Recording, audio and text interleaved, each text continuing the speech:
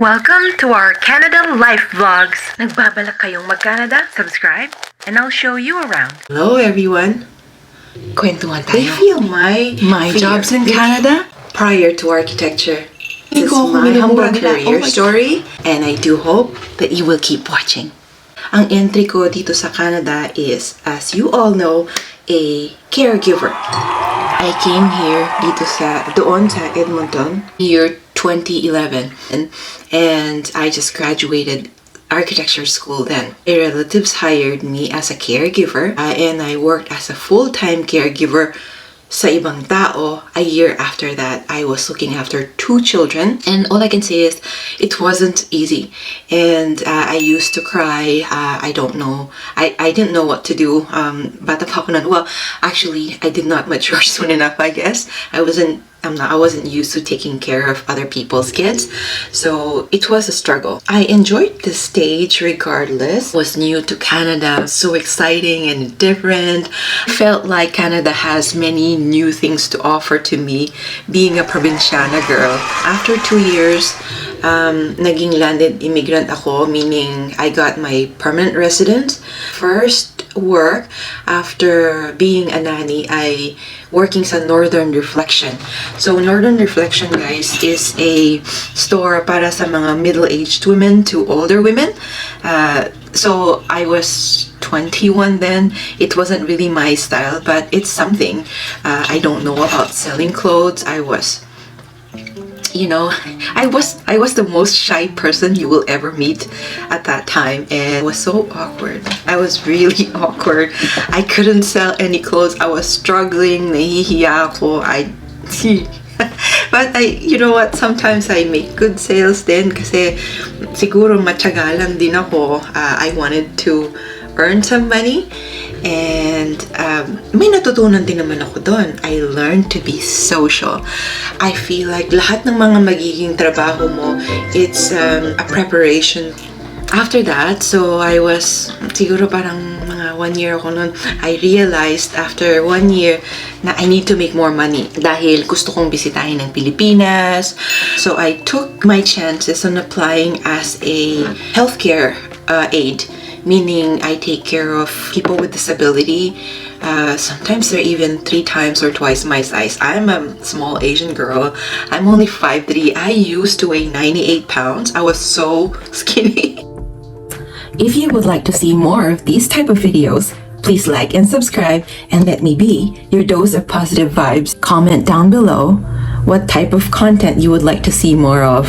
And I do understand, guys, hindi lahat ng nanonood dito is interested in architecture, and maybe you would like to see something else, talk more about what Canada looks like. Maybe let's go for a drive and I will show you around more. What places would you like to see para naman magkaroon kayo ng idea when you come to Canada.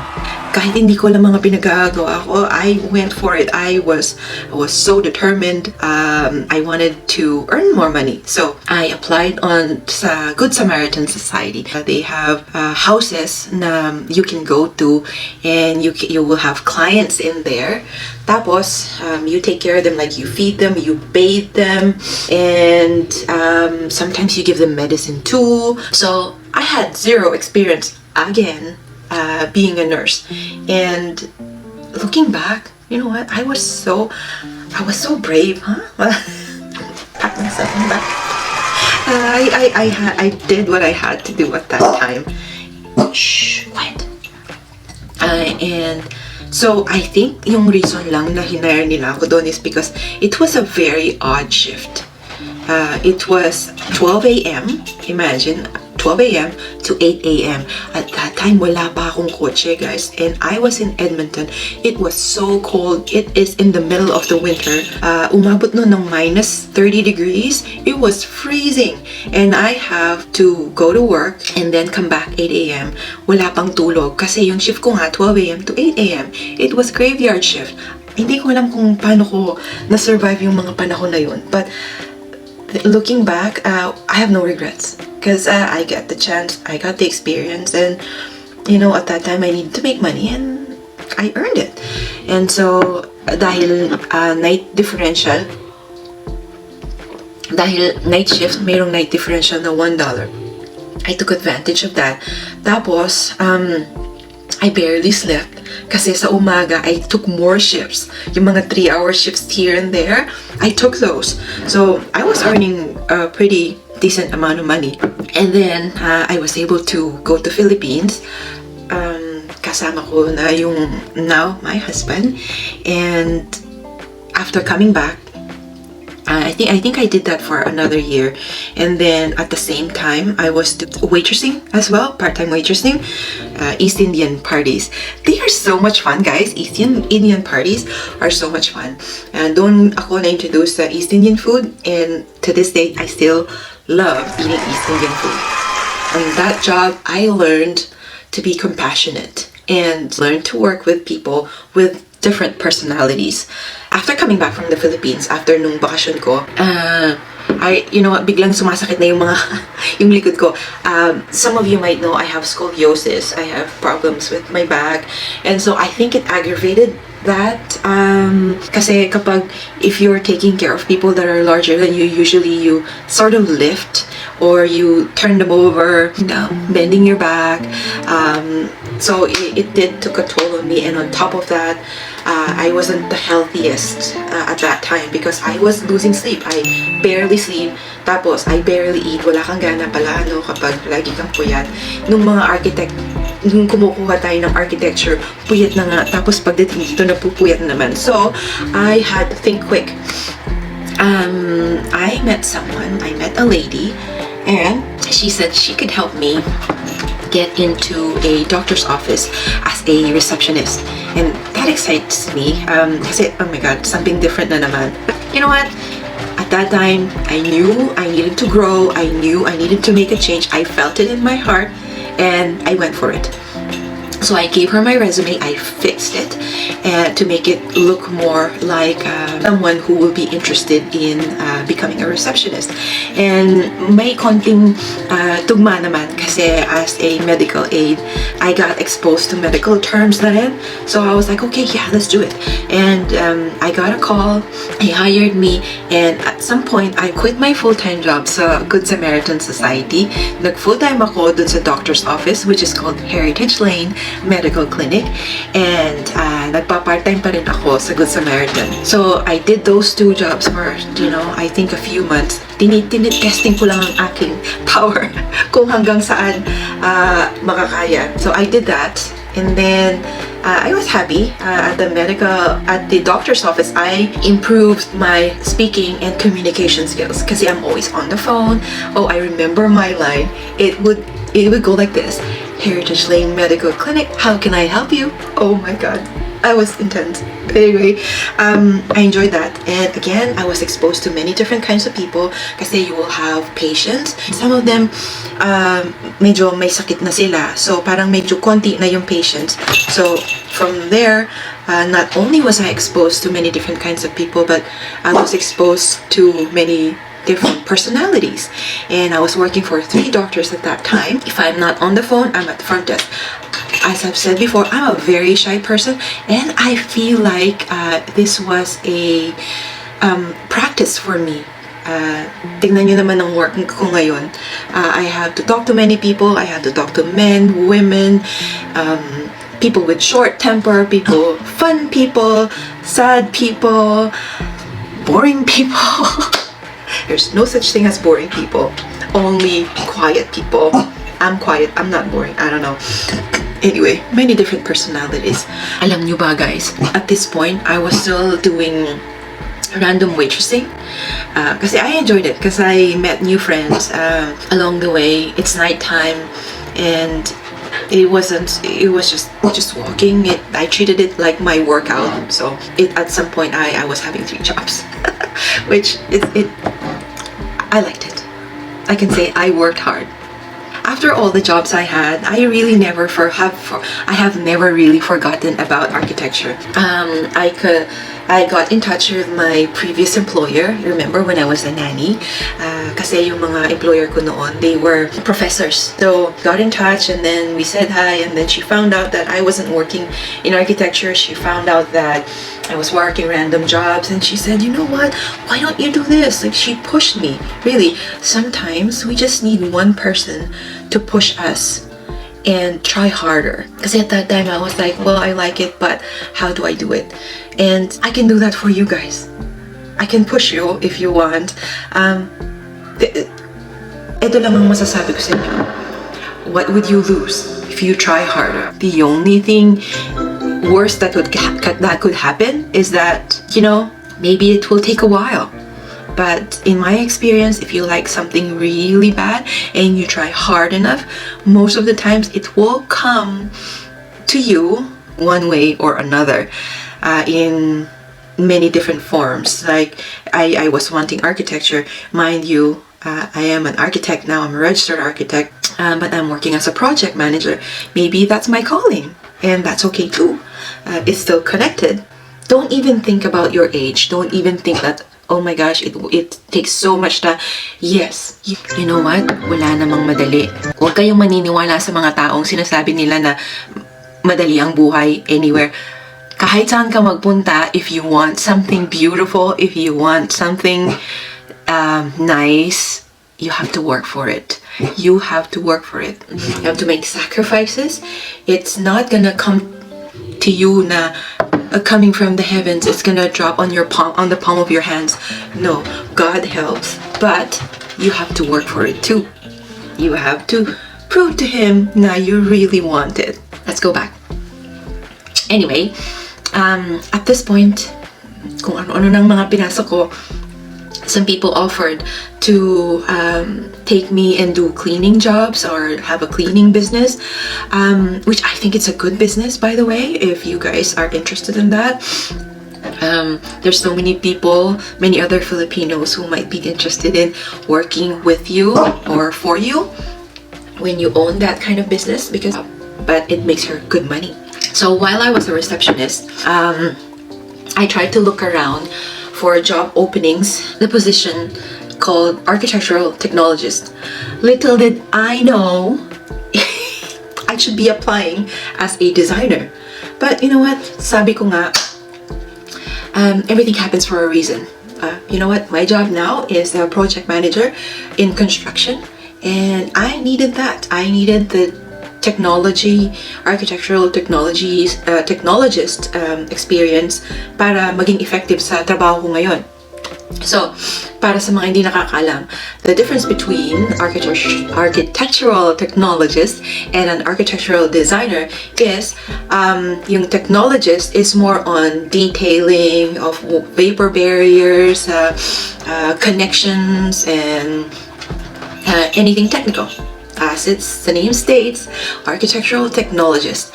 Tapos, yung architectural designer naman, they are more on the design. So, they come in prior to the start of any technologist's work.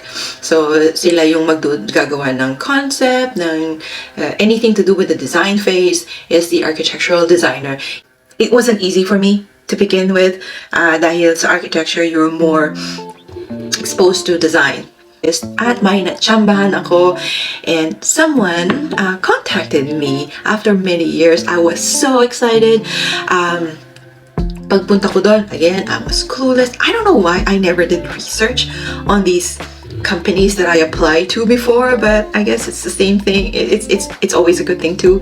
Kasi I didn't turn out that bad.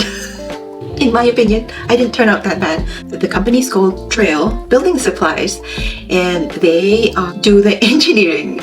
Guess what? Engineering for floors and columns and beams for houses.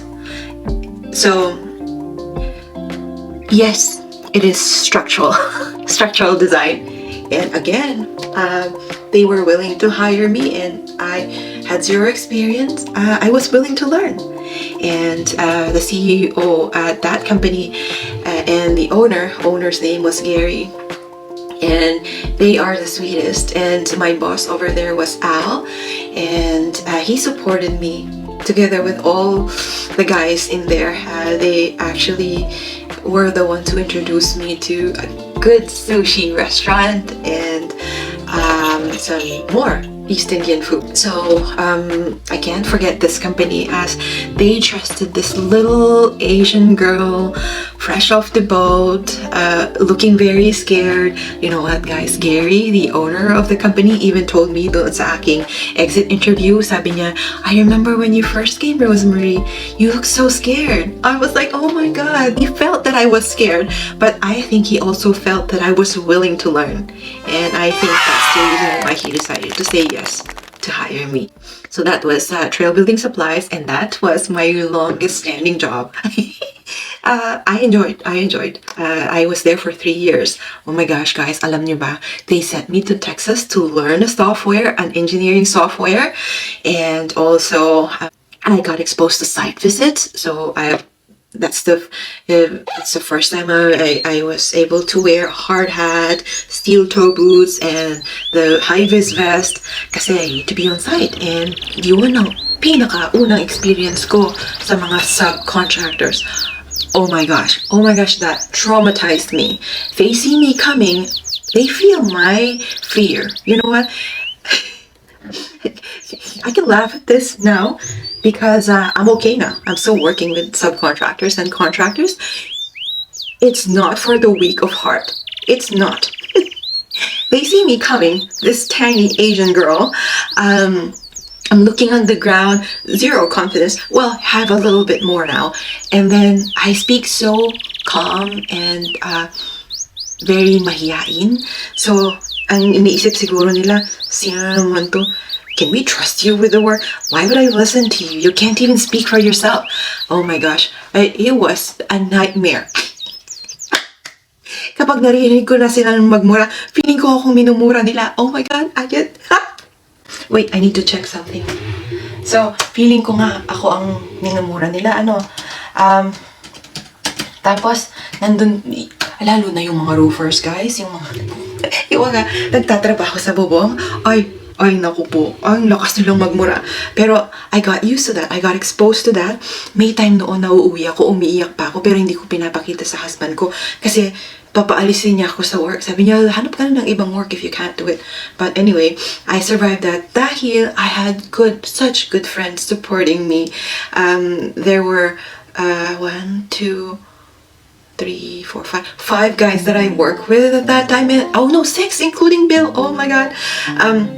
They support me, at kapag may nangaaway sa akin sa front desk, they would go. Oh my God. I was so grateful for those guys, and I miss them so much. Naiiyak ako. I'm so grateful for those guys.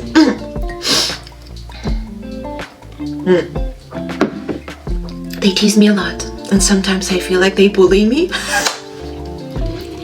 But they were kind. They were very kind to me. Whew, okay. So as you can see, I enjoyed that job so much. Naiyak-iyak pa ako. So ngayon, guys, looking back, I'm not that weak girl anymore. Oh my gosh, malakas pa akong magmura sa kanila. When I'm on site, you won't think it's the same person. Oof. And I don't curse, hindi ako nagmumura dahil gusto ko lang. I mean, kasi minsan you have to relate to people that you work with, and if those are the kind of people that you work with, it's not because they're bad people, it's just how they speak, that's how they express themselves. And I find that if I sort of act that way, like them, they would relate to me, and I would love to relate to them too, kasi mas mapapagaan yung work. Ang masasabi ko lang, I do not take much personally anymore. Minsan, magmumura sila kahit patungkol pa sa akin, I don't even care. Because sometimes, you know what, I yell at them too kapag nauubos na yung pasensya ko. I regret yelling because, being a professional, you shouldn't be doing that, but it can't be helped sometimes. And I do feel bad when I do get angry. I feel like we could have resolved things in a more calm manner. I'm learning. So, but it doesn't mean you have to be one of the boys, like fully one of the boys. Like, I don't like drinking, not because I hate it, but because I don't like the taste of alcohol, and they understand. So I would like to relate to other people in other ways, and I think that's my language. So anyway, all of these jobs, guys, that I took, looking back, I was clueless. And I did it. You know what? And so can you.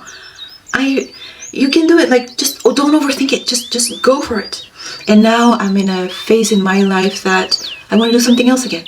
Who knows where it will bring me. And so after trail building supplies, guess what? I got hired to my first architectural firm. But this is getting too long, so let me bring you to part 2. Kasi I understand not everyone is an architect, not everyone will be interested in my journey as an architect, but if you are interested in that, go to part 2.